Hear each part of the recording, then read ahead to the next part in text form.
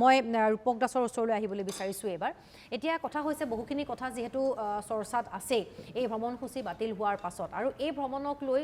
বহুখিনি কথা চৰ্চাত আছিল যে গুৱাহাটী ৰাজধানীত পৰিণত হ'বলৈ গৈ আছে ৰাজধানীত পৰিণত হ'বলৈ গৈ আছে দিল্লীৰ দৰে এটা ব্যস্ততাপূৰ্ণ আসলতে এখন চহৰলৈ ৰূপান্তৰিত হ'বলৈ গৈ আছে এনে ধৰণৰ খবৰ অতিকৈ চৰ্চাত আছিল যে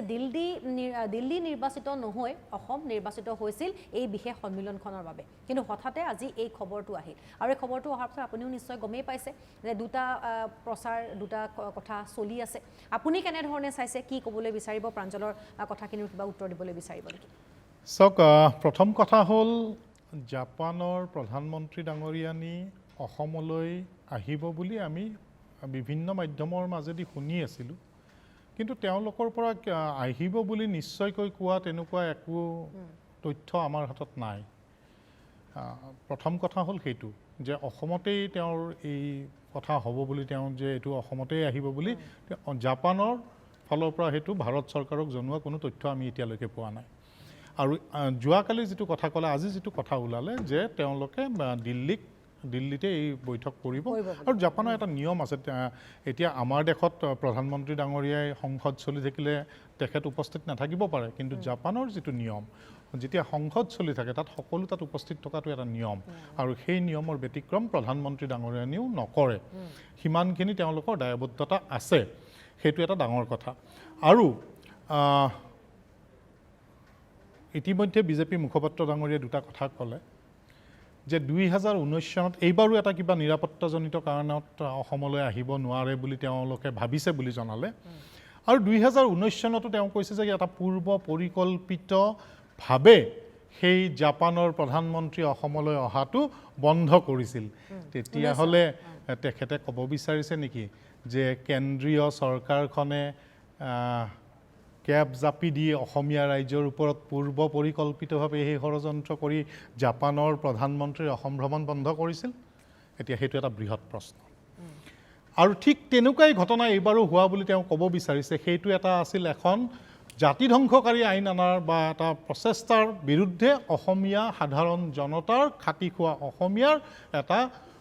তেওঁলোকে যাতে অনাগত দিনত ভৱিষ্যতে বিপদত নপৰে তাৰ প্ৰতি তেওঁলোকে মাত মতাৰ চেষ্টা কৰিছিল সেইটো এটা বেলেগ কথা আছিল আৰু আজি যেটো এখন ফটো আমাৰ হিয়াৰ আমঠুত জুবিন গাৰ্গ ডাঙৰীয়া ফটোখন এনেকুৱা নহয় সকলোৱে জানে আজি তেওঁৰ 6 মাহ হৈ গৈছে এবছৰ হোৱাই নাই এতিয়া তেওঁৰ যিবিলাক কেছ চলি আছে মানুহৰ মনত সজীৱ হৈ আছে কথাবিলাক তাৰপিছত সেই মিস্ত্ৰীজনে ৰং দি মচি দিওঁতে গম নাপালে নেকি বা প্ৰশাসনে বা মেয়ৰে হওক মিউনিচিপালিটিয়ে হওক বা যিমান তেওঁলোকে মানুহ লগাইছিলে তেওঁলোকে সেই ষ্ট্ৰিক্টলি সেই কথাটো ক'ব কেলেই নোৱাৰিলে যে সেই ফটোখন যাতে যিকোনো কাৰণতে মচি দিয়া নহয় আৰু মচি দিয়াৰ পিছত আঁকিবলৈ মতাতকৈ তেওঁলোকে আৰু বিভিন্ন স্থানত আঁকিবলৈ সেই শিল্পী সমাজক আহ্বান কিয় নজনালে যে অসমলৈ ভাৰতলৈ জাপানৰ প্ৰধানমন্ত্ৰী আহি আছে আমাৰ হিয়াৰ আমঠু যোনে প্ৰায় 40,000 গান গাই পেলাই বিশ্বত এক বিৰল কৃতিত্বৰ অধিকাৰী হৈছে তেওঁৰ আৰু বহু জায়গাত আমি এই ধৰণে ফটো আকো আহক আপোনালোক আগুৱাই সেই ধৰণৰ পদক্ষেপ কেলেই নললে অকল গছপুলি পকাৰ ওপৰত ৰাস্তাৰ মাজত গছপুলি পুতি বা তেওঁলোকে চূণ তেল হানিয়েই যদি ভাবিছে যে জাপানৰ প্ৰধানমন্ত্ৰীক আমি তেনেকৈ ৱেলকাম কৰিম যদি তাত বিষ্ণু ৰাভা ডাঙৰীয়াৰ যদি প্ৰতিচ্ছবি থাকিলে হয় যদি তাত ৰূপকোঁৱৰ জ্যোতি প্ৰসাদ ডাঙৰীয়াৰ প্ৰতিচ্ছবি থাকিলে হয় বা তেওঁৰ সেনেকুৱা চিত্ৰাংকন হ'ল হয় ভূপেন হাজৰিকা ডাঙৰীয়াৰ হ'ল হয় জুবিন গাৰ্গ ডাঙৰীয়া হ'ল হয় আৰু আমাৰ যিবিলাক বৰেণ্য ব্যক্তি আছে সেই সাহিত্যৰ লগতে হওক বা সমাজ ব্যৱস্থাৰ লগতে হওক জড়িত তেনেকুৱা মানুহবিলাকৰ যদি তাত প্ৰতিচ্ছবিসমূহ থাকিলে হয় হয়তো নিশ্চয় জাপানৰ প্ৰধানমন্ত্ৰীয়ে ভাবিলেহেঁতেন যে অসমীয়া জাতিটো অসমীয়াৰ হিয়াৰ আমঠুৰ প্ৰতি খুবেই আজি কি ভাবিছে জাপানৰ প্ৰধানমন্ত্ৰীয়ে আজি হয়তো ভাবিছে যে অসমীয়াৰ শত্ৰু এছামে জুবিন গাৰ্গক সমৰ্থন কৰে আন এছামে জুবিন গাৰ্গক বিৰোধ কৰে এনেকুৱা এটা জাতিৰ ৰাজ্যলৈকে আমি যামনে এনেকুৱা এখন অসমলৈকে যামনে চাওক বিৰোধিতা ইয়াত জাপানৰ প্ৰধানমন্ত্ৰী অহালৈতো কতো বিৰোধিতা হোৱা আমি দেখা চাওক জুবিন গাৰ্গ হ'ল অসমীয়া জাতিৰ আজিৰ তাৰিখত আবেগ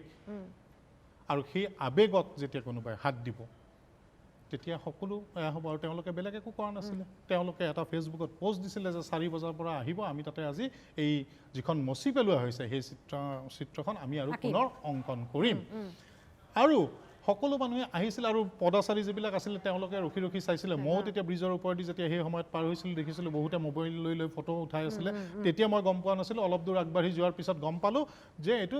তলতে এইটো কাৰণে হৈছে আৰু ওপৰৰ পৰা মানুহে ফটো উঠাইছে বহুতে বাইকবিলাক ৰখাই ৰখাই ব্ৰিজত তেনেকুৱা কৰিছিলে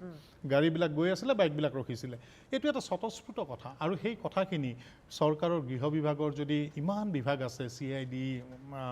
হেৰি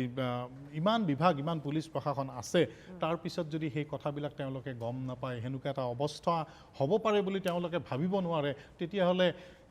এইটো এটা অসমৰ গৃহ বিভাগৰ চূড়ান্ত ব্যৰ্থতাৰ দলিল নহয় জানো এই কথাবিলাকো চৰকাৰী পক্ষই ভাবিব লাগে অকল কাৰোবাক বিৰোধীক বা অন্য কাৰোবাক গালি গালাজ কৰাই সমাধান নহয় 19ৰ পৰা আমি শিকিব লগা আছিল 26ৰ কথাটো আমি শিকিব লগা হৈছে অনাগত দিনত যাতে এই ধৰণৰ কথাবিলাক নহয় সহযোগিতা লাগিলে সুধিব লাগে ক'ব লাগিব যে আমাক সকলোৰে সহযোগিতা লাগে কিন্তু কাৰোবাক কথা এটা দোষ জাপি দিয়ে নিজৰ দায়হৰা মন্তব্য দিয়াটো উচিত কথা নহয় ঠিক আছে